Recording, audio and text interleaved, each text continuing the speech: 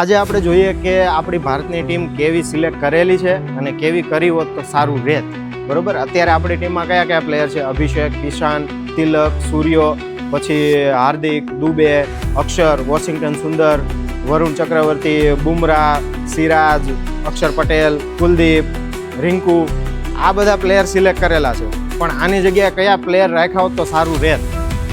ઓપનિંગમાં જયસ્વાલનું જેવું કામ છે T20માં, બહુ સારું રમે છે, પણ તોય ખબર નહીં એને ચાન્સ કેમ નથી મળ્યો એ નથી સમજાતું. ઈશાન કિશનને ઓપનિંગ કરાવી, જો ઈશાન કિશનને ત્રીજો રાખ્યો હોત તો અભિષેકની હારે જયસ્વાલને ઓપનિંગ કરાવ્યું હોત તો બહુ બેસ્ટ પેર બની જાત આપણી ઓપનિંગ જોડી. અને કિશાન 3 નંબર ઉપર એ સારું જ રમે છે.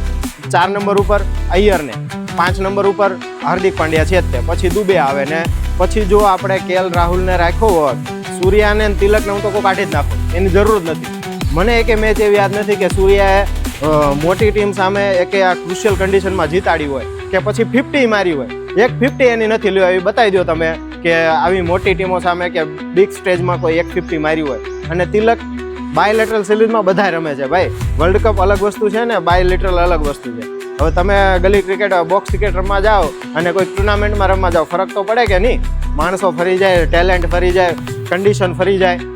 એટલે તિલક સૂર્યાને ભૂલી જાઓ, એનું કોઈ કામ જ નથી. એની જગ્યાએ રાખો અય્યરને, જયસ્વાલને અને KL રાહુલને. એ એક્સપિરિયન્સ વ્યક્તિ છે 3-3. અને કેપ્ટન રાખો અય્યરને. જો આ ટીમ બની હોત ને, બોલર આપણા પરફેક્ટ છે, બરોબર છે, એમાં કોઈ ચેન્જ કરવાની જરૂર નથી. એ એનું કામ કરી જ જાય છે. ખાલી જે બેટિંગ વિભાગ છે આપણો એ જ તકલીફ આપે છે. એટલે જો આ ટીમ રાખી હોત ને તો પરફેક્ટ બની જાત અને હું ગેરંટી મારું કે એ ટીમ ફાઇનલમાં કપ લઈને જ જાત.